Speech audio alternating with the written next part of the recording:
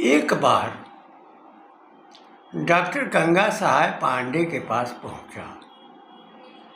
वे काशी के प्रमुख चिकित्सक थे। उनके संबंध में मुझे यह मालूम था कि वे जांच की कार्यवाही नहीं कराते, लेकिन शरीर के भीतर जो तंतु हैं, जो मुख्य स्थान है उनके पालन के, उनका भली भांति आकलन कर लेते हैं। मैं कुछ समस्याओं से ग्रस्त था। जैसे ही मैं उनके पास पहुंचा,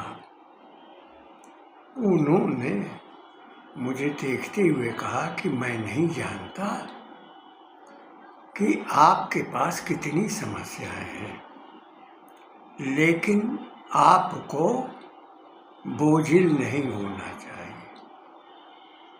उन्होंने चर्चा करते हुए कहा कि प्राणियों में, मनुष्य हैं, पशु हैं, पक्षी हैं, सारे प्राणियों में सबसे सुखी प्राणी है वैशाख नंदन, क्योंकि वह श्रम करता है। हमने पूछा कि आखिर उसमें विशेषता क्या है। उन्होंने कहा कि वह कर्म योगी है, भार वहन करता है, वह चलता है, इच्छाओं का भंडारण नहीं करता। लेकिन अगर जीवन में संतोष और सुख का भाव पैदा करना है तो कर्तव्य से ही सीखना चाहिए, क्योंकि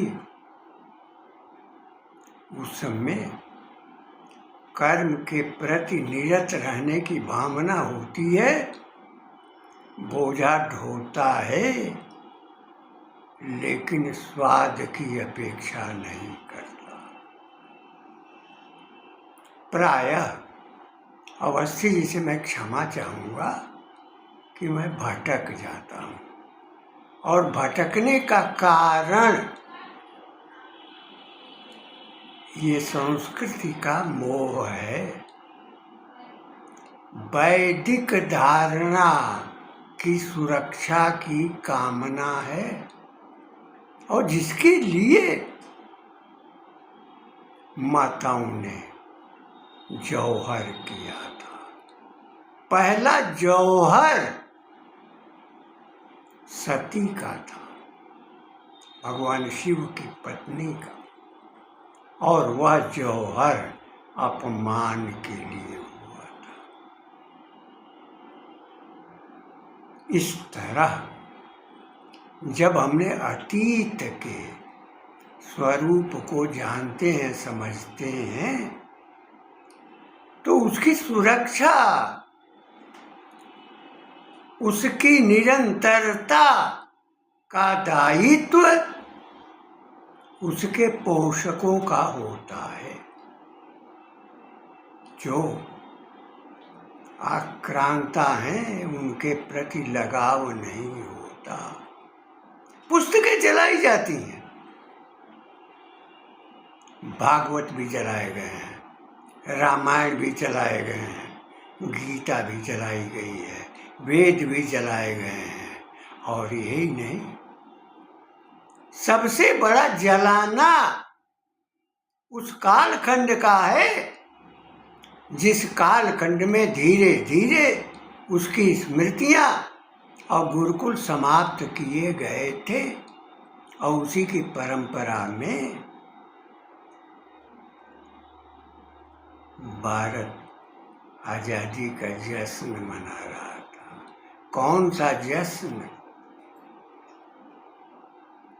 पुरुषार्थहीनता का, संस्कृति विहीनता का, वैदिक वांग्मय के अनस्तित्व का,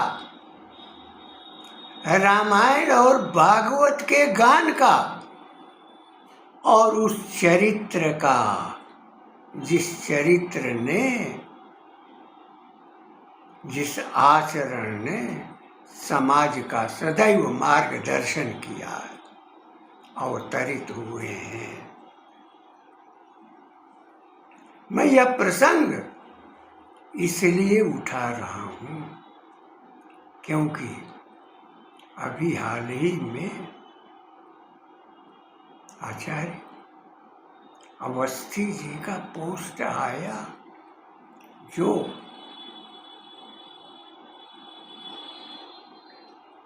खर के संबंध में। अब मुझे याद आया उनका वाक्य, और मैं सोचने लगा कि कर्म योगी जो कर्म में निरत है, जो भार वहन करने की क्षमता रखता है, लेकिन उसके स्वाद को नहीं देखता। भारत में वहन करने वाले, भार वहन करने वाले स्वाद से भी युक्त हो जाते हैं, संपदा लूटने लगते हैं। यह संस्कार अंग्रेजों के काल में तो पैदा ही हुआ, लेकिन आजाद भारत में भी पैदा हुआ, जहाँ अधिवक्ता और न्यायाधीश झूठ, दुर्वचन, दुराग्रह की दिशा में पल सके। आखिर सत्ता के संचालक, चाहे पाकिस्तान का जिन्ना हो या भारत का नेहरू हो या बंटवारा करने वाला गांधी हो, ये सारे के सारे अधिवक्ता थे। और अधिवक्ता के मूल में झूठ होता है। झूठ को संचारित करके वह अपना पक्ष रखता है, और अधिवक्ताओं की जमात पूरे देश में झूठ के महल पर खड़ी होती, लेकिन स्वभाव में कर्मयोगिता नहीं आई। लेकिन पशुओं में जो गर्दभ है वह कर्मयोगी है। इस नाते किसी की गंध, किसी की अपेक्षा की वह चिंता नहीं करता। बचपन के समय में हमने देखा था कि जो गाय बछड़ों को जन्म देती थी, जब वो किशोर आयु के होते थे तो उनके अंडकोश को कुचला जाता था। अब कुचलने वाले कुछ लोग थे जो लोढ़े से कुचला करते थे, यानी उसको बैल बनाने की प्रक्रिया होती थी। लगभग 48-49 की बात है। एक अति वृद्ध से हमने पूछा कि क्या यह परंपरा बैल बनाने की पहले भी रही? उन्होंने कहा कि नहीं, पहले नहीं थी। वह भी 1880 के कालखंड के व्यक्ति थे। लेकिन पूरे देश को क्लीवता में डालने का उपक्रम किया गया, इसलिए कि हम गुलामी की बेड़ियों में जकड़े जा सकें और उसकी प्रकृति के अनुसार उसका निर्माण कर सकें। अवस्थी जी का कि यह शास्त्र, ये सूत्र निसंदेह प्रेरणा देता है और यह समझाता है कि यथा खरः चंदनम भारवाही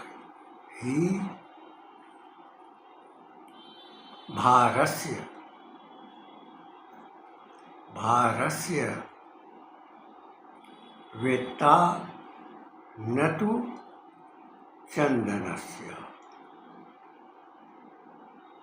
जो खर है वह चंदन के गुण से उसका तात्पर्य नहीं है, उसके भार का वहन करता है। चंदनस्य एवं ही शास्त्राणि बहूनि अधीत्य अर्थेषु मूढ़ः खर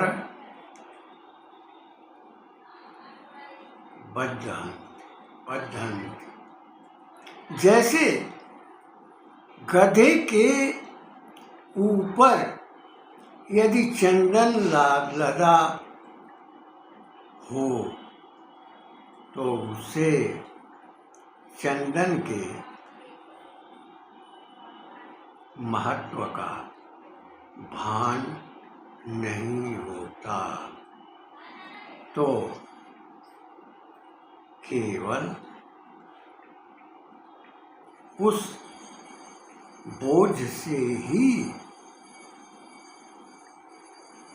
परेशान रहता है। इसी प्रकार मूर्ख व्यक्ति को कोई बहुमूल्य सीख दी जाए तो वह उसका महत्व न समझकर उसे केवल बोझ ही मानता है। भारत का विभाजन हुआ, गोवधबंदी की मांग वहां नहीं थी। पाकिस्तान में कट रहे, बांग्लादेश में कट रहे, वहां गोवधबंदी की मांग नहीं। मांग है वर्तमान उर्वर परिवेश में, चाहे कथित शंकराचार्य हो, जिनके पास अपार संपदा है, उनके मन में खंडित भारत के समाज की कोई संकल्पना नहीं है। कौन तुम्हारा भाषण सुनेगा जब कोई रहेगा नहीं? क्या जंगलों में सुनाओगे? क्या वनों में सुनाओगे? बाग ही नहीं रहे, वन ही नहीं रहे, फिर वहां किसे सुनाओगे? कहाँ तुम्हारी मांग होगी? ब्राह्मण अधिकार चाहता है, मनु के विधान में परिवर्तन हुआ, वर्णाश्रम का मूल स्वरूप परिवर्तित हुआ। लेकिन अगर भारत को एकजुट रखना है, एकनिष्ठ रखना है, तो सभी वर्णों की अधिकारिता पर विचार होना चाहिए, क्योंकि वे सभी भार वहन करते हैं। जिनके भीतर संस्कृति के प्रति, राष्ट्र के प्रति, देश के प्रति, अतीत के प्रति, ब्रह्मांड के प्रति, ग्रहों के प्रति, आयुर्वेद के प्रति, ज्योतिष के प्रति, व्यवहार के प्रति, सुभाषित के प्रति, सूक्तियों के प्रति, नीति वचनों की आवश्यकता है संस्कार के लिए, निर्माण के लिए। लेकिन जिनका स्वभाव पशुवत है, उनके स्वभाव में बोझ वहन करने की क्षमता होती है, चिंतन की नहीं होती। चाहे शंकराचार्य के रूप में हो, कृत्रिमता हो, लेकिन पाशविक वृत्तियाँ, पाशविक संस्कार उनमें विद्यमानता में है। क्योंकि परिस्थिति जन्य स्थिति के संबंध में जिनके भीतर आलोक नहीं है, वे कहाँ मांग करेंगे।